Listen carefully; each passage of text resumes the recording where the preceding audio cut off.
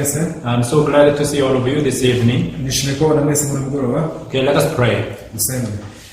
Heavenly Father, we thank you. You are the Almighty God. You are the King of Kings. You can do what we humans cannot do. So we thought that it was impossible for us to become the righteous like you. Because no matter how hard we tried, we were unable to keep the law perfectly. However, when we read the Bible, you have prepared a way for us to be perfect righteous. Not by our good works, but by the works of Jesus Christ. So one thing that you asked us is to believe. So when we believe that what you have prepared for us is perfect, that faith allows us to get what you have prepared for us. This faith is the key. This faith is the bridge. And that faith is the way. And that faith is from Jesus Christ. So through this time, I hope that you continuously connect our heart with Jesus, so that everything in Jesus will flow into our heart. May you bless everyone who follows this session, so that they can come to believe in your word. Father, we thank you. I pray everything in the name of Jesus Christ. Amen. Okay, this evening let us open to the book of James.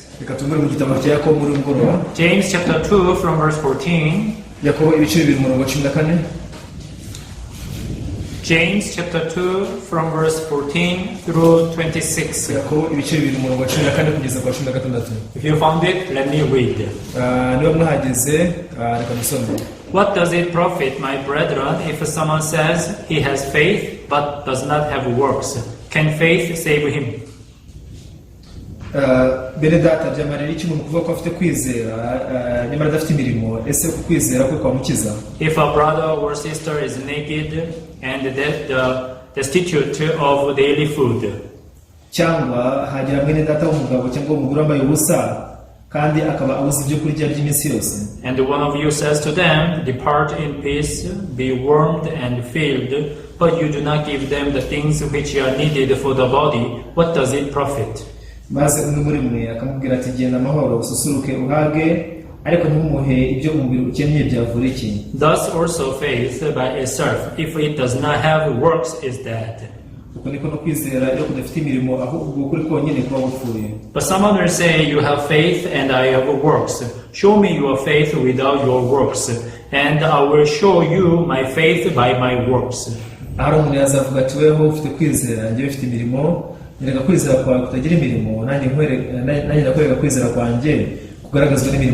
You believe that there is one God, you do well, even the demons believe and tremble.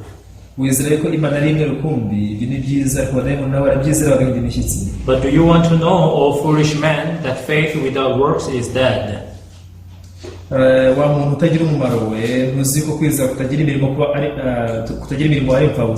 Was not Abraham our father justified by works when he offered Isaac his son on the altar? Do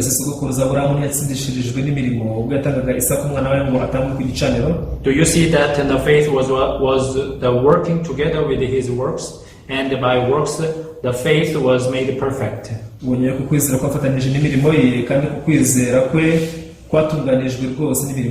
And the scripture was fulfilled which says, Abraham believed God and it was accounted to him for righteousness, and he was called the friend of God. You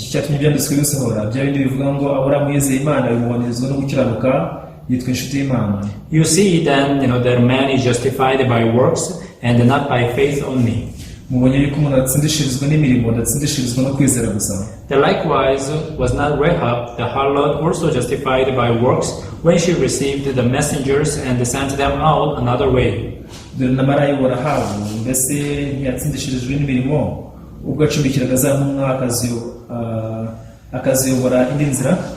For as the body without the spirit is dead, so faith without works is dead also.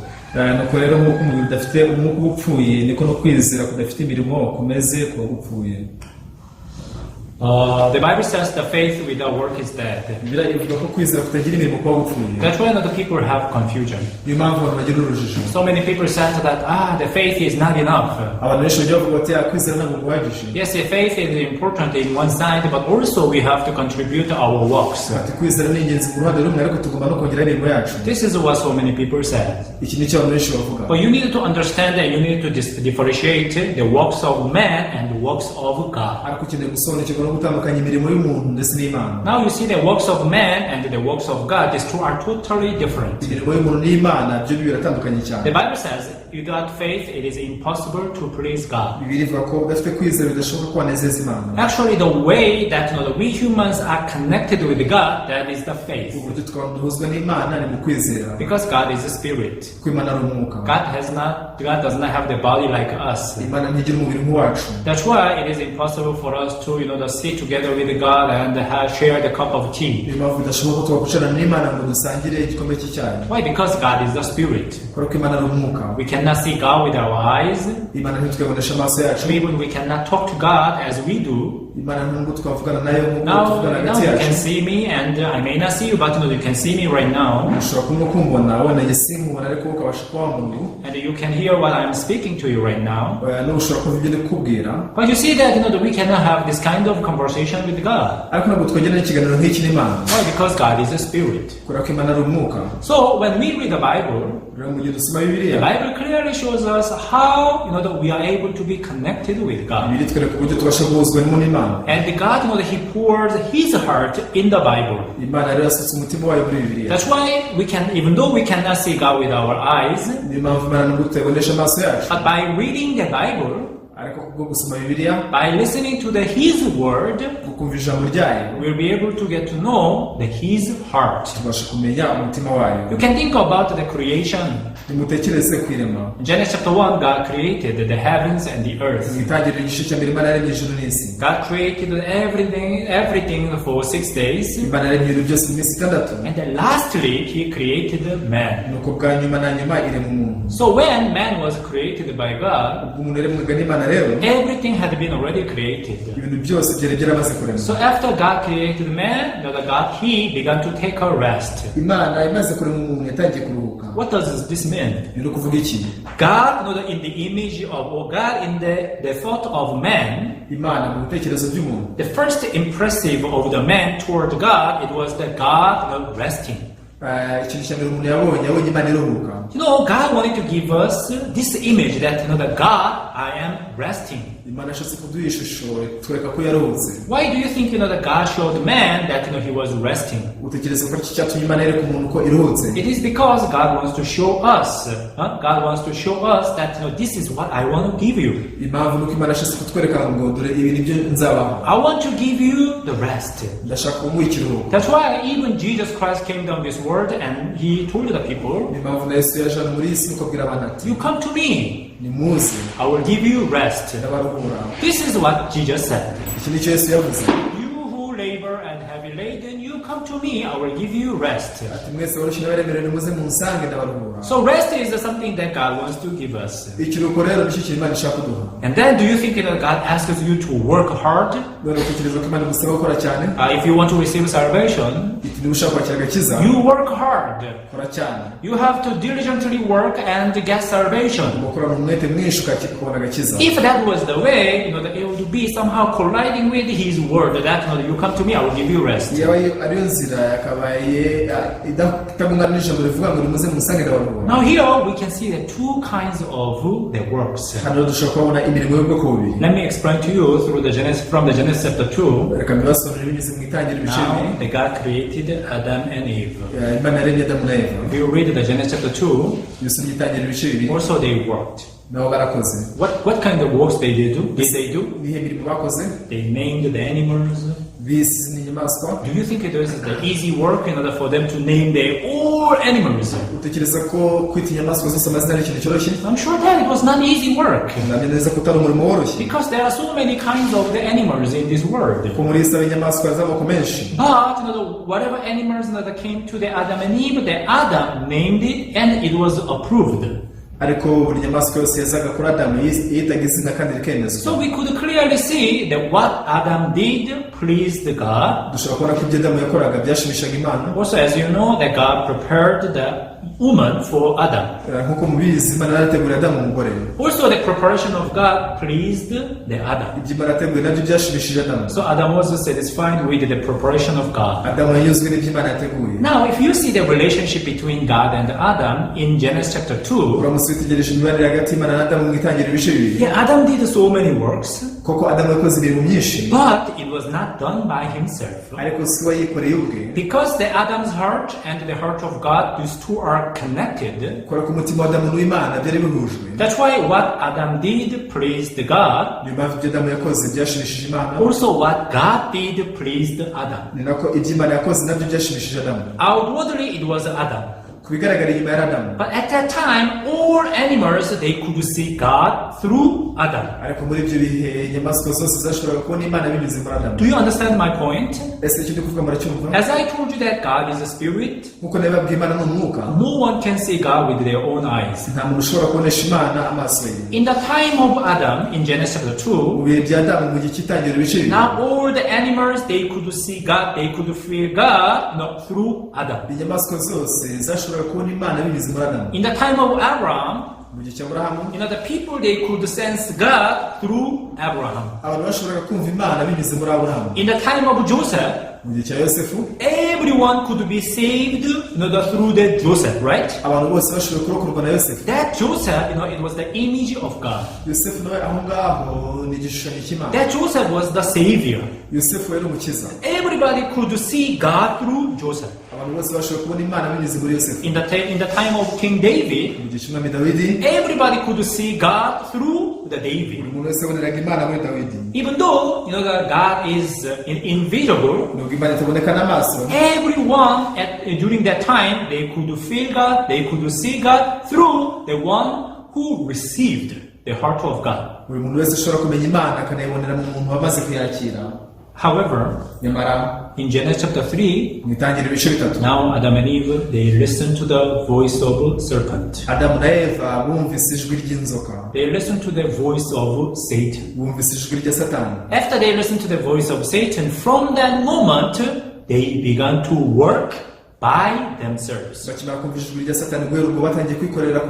They received the different heart from God. God said that you shall not eat this fruit, and if you eat of it, you shall surely die. So before eating that the fruit, they had kept this word in their heart. However, after listening to the voice of Satan, now their heart was shaken. Eventually they forsook the word of God. They accepted the voice of serpent. In other words, they had forsaken the word of God. As a result of it, they took the fruit of knowledge of good and evil. Physically, they did not die. Even though they took the fruit of knowledge of good and evil, they were still alive. They did not die. However, according to the Bible, they died. Why? Because they were separated from God, who is the life, true life. Since the humans, Adam and Eve, they were separated from God. From that moment, the people, they were disconnected from the true life who is God. You can think about the flower. When this flower is connected to the branch and the tree, it can get the nutrition. gushobora kubona intungamubiri, It can get the energies from the root and from the tree, right? gushobora kubonera imbaraga muri cya giti cyangwa se n'imizi. But what if you cut that branch? Ariko se uramutse utemye rya shami, If you see the flower as soon as you cut, it still looks alive. iyo ukireba ururabo ishami rikimara gukebwa ku giti bisa nkaho ururabo ari ruzima, It still has that good smell. usanga rukinafite impumuro. However, the moment when this branch is disconnected from the tree or the root, immediately it means that it is dead. cyagiye ururabo rukimara gukatwa kuri rya shami ruba rwamaze gupfa. Why? Because it is separated from the tree. kubera ko ruba rwamaze gutandukana n'igiti. In the same way, nicyo kimwe rero, the moment that Adam and Eve they were disconnected from God, Adamu na Eva bakimara gutandukanywa n'Imana, in the eyes of God, they were dead. mu maso y'Imana bari bapfuye. Let us read one verse in the book of Jeremiah. kabisome icyanditswe kimwe mu gitabo cya Yeremiya. Jeremiah chapter 2, verse 13. Yeremiya ibice bibiri umurongo wa 13. Jeremiah chapter 2, verse 13. Yeremiya ibice bibiri umurongo wa 13. For my people have committed two evils. They have forsaken me, the fountain of living waters, and hewn themselves cisterns, broken cisterns that can hold no water. kuko abantu banjye bakoze ibyaha bibiri, baranyimuye kandi ari isoko y'amazi y'ubugingo, kandi bikorogoshora ibitega mu rutare ndetse n'ibitega bitobotse bitabasha gukomeza amazi. Now here the Bible says my people have committed two evils. hano bivuze ngo abantu banjye bakoze ibyaha bibiri. Yeah, first the evil, as I told you, that they have forsaken God. ubwo nababwiye ngo icyaha cya mbere ngo bari bimuye Uwiteka Imana, They abandoned the word of God baretse ijambo ry'Imana, and they accepted the word of Satan. bemera ijambo rya Satani. Because of this, all of us, we are born sinner. ibi nibyo byatumye twese tuvuga turi abanyabyaha. Because of that, all of us, we inherited the heart of Satan. ibi byatumye abantu bose barangwa umutima wa Satani. The Bible says we are the seed of evil doer. impamvu bibiri ivuga ko turi urubyaro rw'inkozi z'ibibi. Therefore, Jesus said, "You are of your father, devil." Yesu nawe yaravuze ati mukomoka kuri Therefore, Satani. the Bible clearly says your heart is only evil continually. ni nayo mpamvu bibiri ivuga ko umutima wari muri gusa ibihe byose. Why? kuki? Because we are the bone of Satan. We are seed of evil doers. kubera ko twakomotse kuri Satani kandi turi urubyaro rw'inkozi z'ibibi. I'm from South Korea, nkomoka muri Koreya and y'Epfo, I have the nationality of South Korea. mfite ubwenegihugu bwa Koreya y'Epfo. The reason why that I become a South Korea, icyatumye mba umunyakoreya y'Epfo, it was not my choice actually. ubu ni amahitamo yanjye. When I just came out this world, I found myself being a South Korean. nyiza muri isi nisanze ndi umunyakoreya y'Epfo. Since my parents are South Korean, I automatically became a South Korean. bitewe n'uko ababyeyi banjye ari abanyakoreya y'Epfo, nanjye nahise mba umunyakoreya y'Epfo. Maybe most of you are Rwandese. ahari benshi muri mwe muri abanyarwanda. The reason why you became a Rwandese is because your parents are Rwandese. icyatumye uba umunyarwanda nuko ababyeyi bawe ari abanyarwanda. The reason why we became sinners impamvu twabaye abanyabyaha is not because we committed sins. si uko twakoze ibyaha, Because you see that the Bible says, even my mother conceived me in sin. This is what David testified in the Bible. dawidi yahamije muri bibiliya ati mubyara ni mama yambyariye. So what does this mean that my mother conceived me in sin? none kuvuga ngo mama wanjye yambyariye mu byaha bishatse kuvuga iki? What kind of the sins did you commit in womb? ese ni ibihe byaha wakoreye mu nda? Do you remember what kind of sins you committed in the mother's womb? wowe wibuka ibyaha wakoze uri mu nda ya nyoko?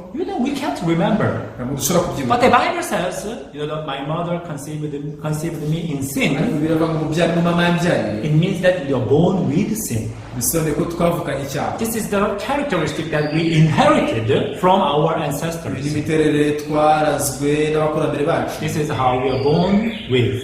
uko ni nako twavutse. Dear viewers, nshuti you mukurikiye, need to understand this point clearly. ukeneye kumva neza iyi ngingo. As a result of this disconnection, rero icyabaye ingaruka yo gutandukana. now as you see that second evil, in the Jeremiah chapter 2 verse 13, icyaha cya kabiri cyangwa se ikibi cya kabiri muri Yeremiya 2:13, now the people, they began to work by themselves. ngo nuko abantu batangiye kwikorera ku bwabo, They try to find the water by themselves. bagerageje gushakishiriza amazi In the bonyine. same way, even in Genesis chapter 3, Adam and Eve, they try to cover their naked body by themselves. nako byagenze mu itangira ibice bitatu bw'Adamu na Eva bageragezaga guhishura ubwambure bwabo ku bwabo. Before they took the fruit of knowledge of good and evil, they never walked by themselves. mbere yuko barya ku rubuto rw'ubwenge bumenyekanisha icyiza n'ikibi, ntibari barigeze bikorera They bonyine, were led by God. bari bayobowe n'Imana, They received the heart of God, bari barakira umutima w'Imana, and this heart of God moved them. wa mutima w'Imana wakoreraga muri bo. This is the work of God.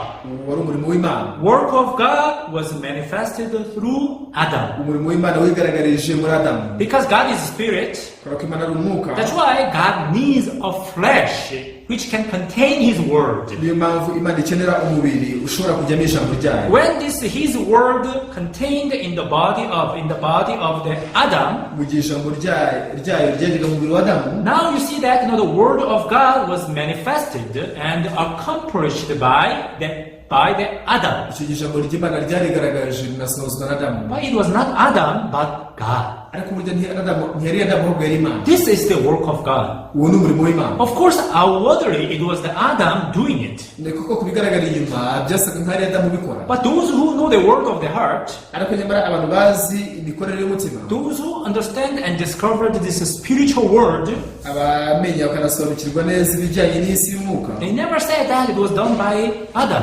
bigira bavuga ngo byakozwe na Adamu. It was done by God. Baravuga bati byakozwe n'Imana. All stories in the Bible are like this. Inkuru zose zo muri Bibiliya nuko zimera. You can think about Moses. Ushobora gutekereza kuri Mose. Actually, what was his heart? Ese umutima wari uwuhe? Moses did not want to go to Egypt. Mose ntiyashaka kujya muri Egiputa. He had a lot of excuses. Yari afite urwitwazo He rwinshi. said that I am too old to go and save the people in Egypt. Yaravuga ati rwose ndashaje cyane ntibyashobokera kujya gukiza abantu muri Egiputa. I am eloquent. Sinzi kuvuga neza. Sorry, I'm not eloquent. Sinzi kuvuga neza. So please send another one. Ndagusabye tumundi. I am not good at doing the work of God. Sinzi gukora umurimo w'Imana. That was Moses' heart. Uyu wari umutima wa Mose. That was Moses' own heart. Uyu wari umutima bwite wa Mose. However, nyamara God said, Imana yaravuze ngo you go. Genda. You just speak the word that I am going to put in your mouth. Wowe genda uzavuga ijambo nzashyira mu kanwa kawe. Are you not with your elder brother Aaron? Ese uri kumwe na Aroni umuvandimwe wawe? Don't worry, you go with my heart. Ntugire impungenge ujyana umutima wawe. Now I will make you God before Pharaoh. Nzakugira Imana imbere ya Farawo. Moses, he was just an old man. Mose ari umusaza gusa.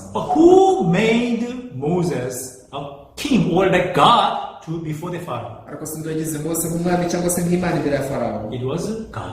Imana.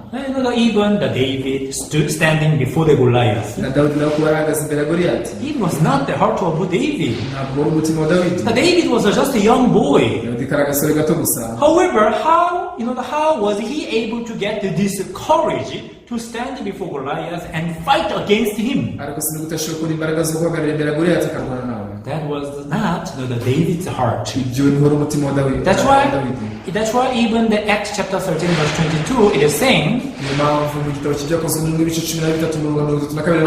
found a man after my own heart. This is how the Bible introduced and explains about David. One who has the same heart with God. It was not the heart of David actually, but David, he received the heart of God. Therefore, through him, the will of God and the providence of God was manifested. So the works of God and the works of man, according to our eyes, these two look same. Why? Because the people, we people, we are very much familiar with the visible world. That's why we can just say that, David defeated the Goliath. However, one who knows the spiritual world, that person never says that David defeated the Goliath. That person would say that God defeated the Goliath. God saved the Israelites from the land of Egypt. Why? Because the David and the Moses, even the Abraham, these people, they received the heart of God, and this heart of God moved them. I want to talk about the works of man a little bit more. There are many also the places in the Bible which talk about the limitation of the man's work. Let us read one verse in the book of Matthew. Matthew chapter 19 verse 26. Here the Bible says, but Jesus looked at them and said to them, with men this is impossible, but with God all things are possible. Yesu arabitegereza arabwira ati ibyo ntibishobokera abantu ariko ku Mana byose birashoboka. Now that Jesus was asked by the disciples, Yesu yabajijwe n'abigishwa bati, who then can be saved? niba ariko bimeze ubwo dushobora gukizwa. Jesus replied to them, Yesu arabasubiza ati, with men it is impossible. ibyo ntibishobokera abantu. What does this mean? Ibyo ni ukuvuga iki? Works of men. Imirimo y'umuntu. You know that it can never save anyone. ntabwo ushobora gukiza umuntu n'umwe. By the works of men, no one can be saved. Imirimo y'umuntu nta muntu ushobora gukizwa. The second part, all things are possible with God. ariko igice cya kabiri kiravuga ngo ibintu byose bishobokera Imana. This is very much clear. Ibi birasobanutse neza. This verse is connected with the book of Romans chapter 3. Iki cyanditswe gihuzwa n'Abaroma ibice bitatu. Let us read Romans chapter 3 verse 20. Reka dusome Abaroma ibice bitatu mirongo makumyabiri. Therefore, by the deeds of the law, no flesh will be justified in his sight. For by the law is the knowledge of sin. Ko imbere yayo nta muntu uzatsindishirizwa n'imirimo itegetswe n'amategeko, kuko amategeko ariyo amenyekanisha icyaha. By the deeds of the law, no flesh will be justified in his sight. Nta muntu uzatsindishirizwa n'imirimo itegetswe n'amategeko imbere yayo. By the deeds of the law, it means that by the works of man. Imirimo itegetswe n'amategeko bivuze ko ari kubw'amategeko. It is impossible for one to be justified. Bivuze ko bidashoboka ko umuntu yatsindishirizwa. That's why I said that Matthew chapter 19 verse 26 and the Romans chapter 3 verse 20, these two are connected. Ni mpamvu muri Matayo igice cya 19 umurongo 26 no mu Baroma ibice bitatu umurongo 20 ibi byombi birahuzwa. No one will be justified by the deeds of the law. Nta muntu uzatsindishirizwa n'imirimo itegetswe n'amategeko. It is impossible with men. Ibyo ntibishobokera umuntu. So for us to be saved, that is only up to the God. Kuba twakizwa rero bikorwa n'Imana gusa. So we need to check what God prepares for us. Ni mpamvu tukeneye kugenzura icyo Imana yaduteguriye. That's why here, even the verse 21, Ni mpamvu hano ku murongo 21 it is saying that, but now the righteousness of God apart from the law is revealed. haravuga ngo ariko noneho gukenuka kw'Imana kwahishuwe kudaheshwa n'amategeko. But now the righteousness of God apart from the law is revealed. Ariko noneho hariho gukenuka kw'Imana kwahishuwe kudaheshwa n'amategeko. This is related to the second part of the Matthew chapter 19 verse 26. Bifitanye isano n'igice cya mbere cyo muri Matayo ibice 19 umurongo 26. All things are possible with God. Ibintu byose bishobokera Imana. Yeah, it is impossible for us to be justified by the deeds of the law. Kuko ntibyashoboka ko twatsindishirizwa n'imirimo itegetswe n'amategeko. But it is possible with God. Ariko ibyo bishobokera Imana. That's why here the Bible says there is a righteousness of God apart from the law is revealed. Bavanga bivuga ko hariho gukenuka kw'Imana kwahishuwe kudaheshwa n'amategeko. That is by the blood of Jesus Christ. Binyuze amaraso ya Yesu Kristo. By faith to believe in the blood of Jesus Christ. Mu kwizera amaraso ya Yesu Kristo. So when we believe in the works of Jesus Christ, rero twizeye imirimo ya Yesu Kristo, by that faith we are able to receive salvation. binyuze muri uko kwizera tubasha kwakira agakiza. That's why even the book of Ephesians is saying that by grace and through faith we have been saved. Ni mpamvu no mu gitabo cya Efeso bavuga ko twakijijwe n'ubuntu bwo kwizera. This is the salvation God prepared for us. Agakiza Imana duteguriye. So when we believe in this word, mu gihe twizera ijambo rero, now this faith that comes in our heart.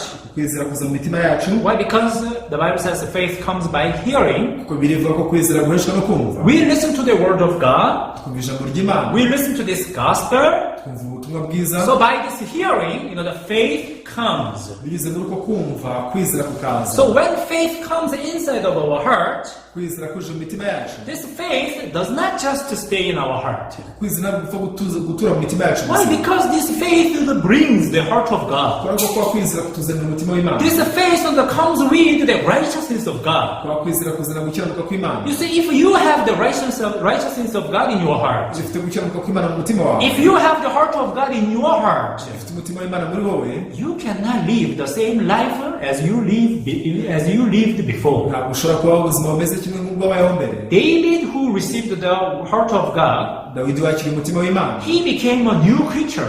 Yahindutse icyaremwe gishya. He was no longer just a young boy. Ntiyakiri agasore k'agahungu karaho. He defeated the bear. He defeated the lion. Yanesheje intare ndetse n'idubu. Even he defeated the Goliath. Yanesheje na Goliyati. What about Jonathan? What about the Moses? What about the Apostle Paul? What about the Peter? What about the Gideon? Each and every character in the Bible, once they received the word of God in their heart, they become new creature.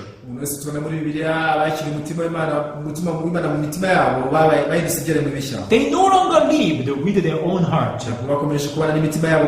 They no longer lived with their calculation.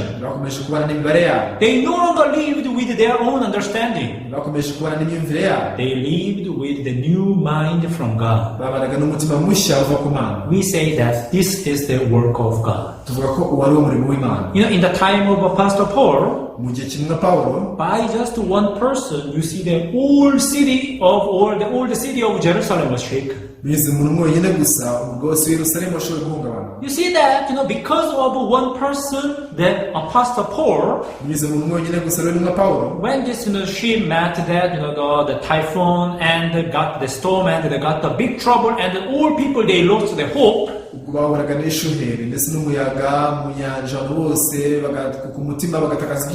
By just Apostle Paul, one person, everyone could get the hope. Once you receive the gospel in your heart, once you received the word of God in your heart, you become the light of the world. And you become the child of God, and God can be manifested through you. This is what Bible says. Word of God is like a seed. If you receive the seed in your heart, inside of the seed there is everything. That's why the Bible says faith without work is dead. Because that kind of faith does not exist. If you really believe in God, if you really have that faith to believe in God, that faith must work. That faith, even if you don't try, that faith will work. You know what is the work of the perfume? If you just spray the perfume, even if you just see it and move, the standard, this perfume, will make the good smells. That is the work of the perfume. See, this is the work of God. This is the work of faith. You see that faith enters you and it will move you and it will give you the new heart and new mind. For Abraham to give the Isaac to God, do you think that it can be done by the mentality or the mind of the mind of the normal mind of the parent, this father? What if it was you? Do you think that you could give your only son to God? It was impossible. This mind was like beyond the love of the father. Abraham received the heart of God. Abraham discovered the providence of God. Abraham had the faith. Even if I killed my son Isaac, because God is almighty, even he could raise my son up, or he could give me even he could make the new way that I do not know. Because he experienced that God. Because God told him that I am Almighty God. He received this heart. This heart moved Abraham. Do you understand? You see that many people, they do not understand the difference between the work of God and the work of man. That's why they said that yes, we should believe in Jesus. Yes, it's true that Jesus died for our sins. However, we also have to work hard. Also, we have to contribute our good works.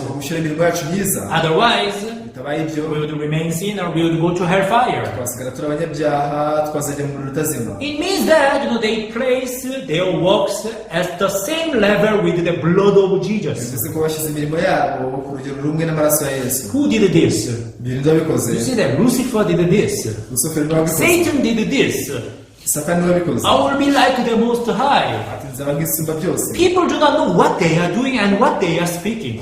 abo ntabwo bazi ibyo bakora ndetse n'ibyo bavuga. Once you exactly realize what faith is, umenye neza kwizera icyo ari cyo. that faith comes inside of your heart as a package. kwa kwizera kuza mu mutima wawe ari kumeze nk'ipaki. Inside of the seed, mu mbuto there is the root, haba harimo imizi, there is the stem, haba harimo umubyimba, there is the branch, harimo n'amashami, there is the leaves, ndetse n'ibibabi, there is the flower, n'indabyo nazo, there is the fruit. hariho n'imbuto. Everything is in the seed. ibintu byose biba biri muri ya mbuto ibibwa. In the same way, icyo kimwe rero, once you exactly receive the promise of God and the word of God in your heart, wibakire n'isezerano ry'Imana n'ijambo ry'Imana mu mutima wawe. that word of God will never just stay in your heart. iryo jambo ry'Imana ntabwo rizituramira gusa mu mutima wawe. Now, what kind of fruit, does this faith and does this gospel bear in your heart? ese ni izihe mbuto kwa kwizera kubasha kwerera mu mutima wawe? Let us read one verse and finish. kadusome icyanditswe kimwe hanyuma dusoze. Romans chapter 6, mu Baroma ibice 6 verse 22. umurongo 22.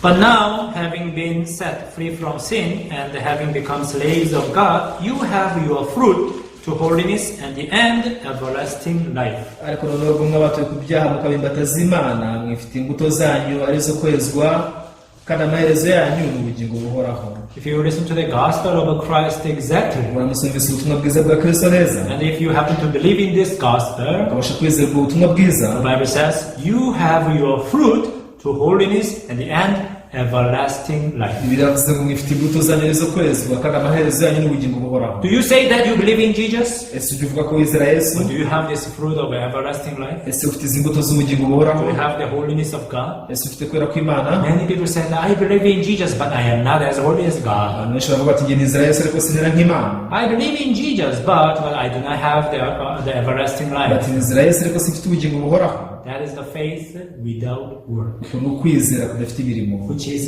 dead. ariko gupfuye. Which means that is not the true faith. bivuze ngo uko si ukwizera k'ukuri. That is the deceit of Satan. icyo ni igishuko cya Satani. Dear viewers, inshuti mukurikiye, remember, muzirikane ko in faith there is everything. mu kwizera harimo ibintu byose. Faith must work. kwizera kugomba gukora. Faith will move you. kwizera kuza gukoresha. And the faith will give you a new heart, a new mind. kuzaguha umutima mushya. Those who have faith, they cannot just live as they lived before. abafite kwizera ntabwo babaho nk'uko babayeho kera. I hope that you remember this. nijye kwimwa bizirikana. I will speak up to you. reka nsoreze aho. Let's pray. dusenge. Heavenly Father, we thank you. data mu ijuru turagushimiye. You have given us this beautiful evening. waduhaye umugoroba mwiza. You allow us to understand the faith and the work exactly. wadukundiye gusobanukirwa neza kwizera ndetse n'imirimo. Father, you are a spirit. data uri umwuka. That's why you cannot just work as we do. impamvu ntabwo wakora gusa nk'uko natwe dukora. But you give us your word. ariko duha ijambo ryawe. You give us your promise. ukaduha isezerano ryawe. So that you use us and you work through us. kugira ngo dukoreshe kandi unadukoreremo. Father, once we believe in Jesus exactly, data mu gihe twizeye Yesu neza, we have no choice but to everlasting life. nta mahitamo tugira usibye kugira ubugingo buhoraho. Because that is what Bible says. kubera ko icyo nicyo Bibiliya ivuga. Whoever believes in him should not perish but have everlasting life. kugira ngo umwizera wese atarimbuka ahubwo ahabwe ubugingo buhoraho. Allow everyone to believe in this exactly biblically. ukundire buri muntu wese yizera ibingibi neza kandi ashingiye kuri Bibiliya. Father, we thank you. data turagushimiye. I pray everything in the name of Jesus. dusenze byose neza mu izina rya Yesu. Amen. amen. And thank you very much. murakoze cyane. See you next time. nawe ubutaha.